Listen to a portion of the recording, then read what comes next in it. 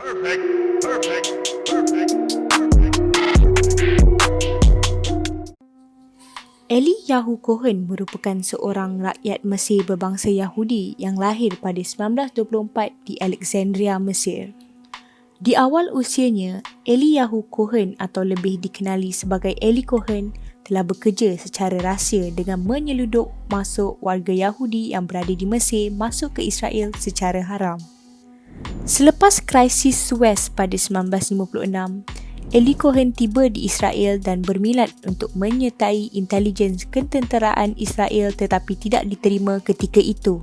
Akan tetapi, pada 1960, akibat dari ketegangan yang berlaku di perbatasan negara Syria, intelijen Israel telah memanggil semula Eli Cohen. Eli Cohen telah dilatih lebih 6 bulan sebelum dihantar ke Buenos Aires untuk mencari pengaruh di kalangan orang kenamaan Syria yang berada di sana dengan menggunakan nama baru iaitu Kamal Amin Thabit.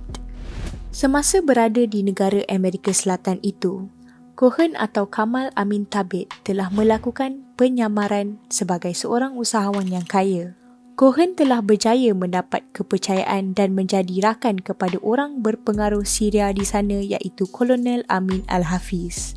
Selang beberapa tahun, pada awal 1962, Eli Cohen telah berpindah ke Damsyik, Syria selepas mendapat surat sokongan dari rakan-rakan kenamaan Syrianya semasa di Buenos Aires.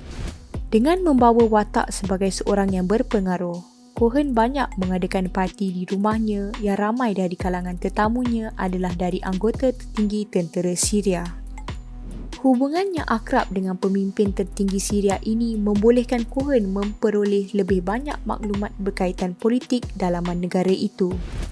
Eli Cohen turut dipelawa untuk melihat sendiri markas tentera Syria yang berada di Golan Heights sebelum dirampas oleh Israel pada 1967 dalam Perang 6 Hari. Maklumat-maklumat yang berjaya diperolehi akan terus dihantar oleh Eli Cohen ke markasnya di Israel, sama ada melalui kod Morse atau menyeludup dokumen ke Eropah sebelum dihantar ke Israel. Kolonel Amin Al-Hafiz iaitu sahabat Eli Cohen ketika di Buenos Aires telah pulang ke Syria dan telah melakukan rampasan kuasa bersama Parti Ba'ath pada tahun 1963. Beliau berjaya menjadi Presiden Syria ketika itu dan Eli Cohen tidak mensia-siakan peluang untuk mencuba memperoleh pengaruh.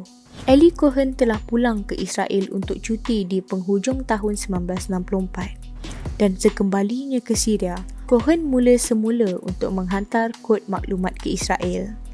Cohen terlalu komited dengan kerja risikan sehingga berlaku kelalaian dengan menghantar kod maklumat itu setiap hari pada waktu yang sama.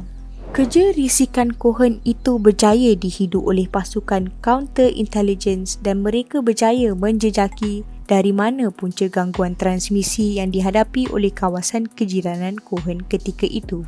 Tentera Syria telah berjaya memecah masuk kediaman Eli Cohen yang ketika itu sedang menghantar maklumat ke Israel. Pada 19 Mei 1965, Eli Cohen telah ditangkap dan dihukum bunuh dengan menggantung Eli Cohen di halayak ramai di tengah-tengah padang Damsyik sebagai pengajaran kepada Israel yang telah menghantar perisai.